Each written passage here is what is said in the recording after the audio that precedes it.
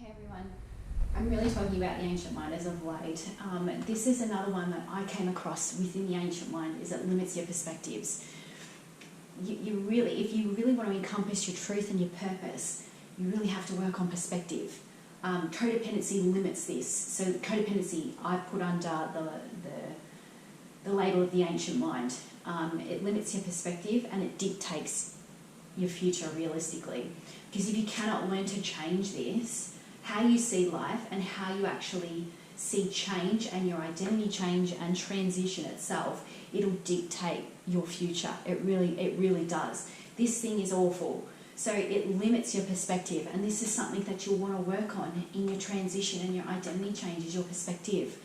It dictates our future. So this ancient mind says, you do life backwards. You can't reach your true potential, and yes, it takes time, but it is doable. And it dictates your future. It's like all these great people that could do something for the world don't ever end up doing anything and live a codependent life. They live life backwards. You're separated from everybody and you're unable to really encompass life for what it really is.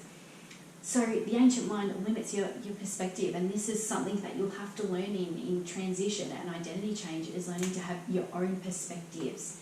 But that only comes when you are ready to be open to new perspectives and seeing life for what you see it to be, not from what other people expect you to see life. That's one thing that I definitely learned, is that other people expect you to see life the same as them, when you need to work on your own perspective to really encompass identity change and to find your own purpose.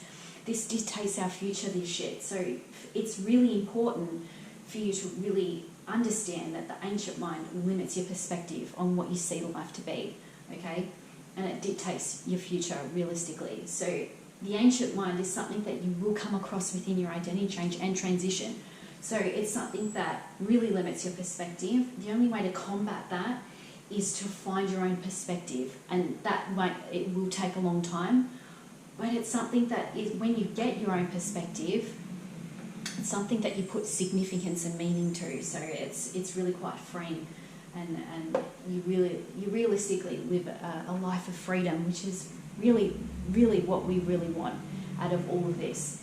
So that's just a little bit on perspective and the ancient mind, and it really dictates your future. So it's just learning how to encompass all of this, because the ancient mind covers a lot of topics, and it covers a lot of issues that a lot of people come across in transition and identity change.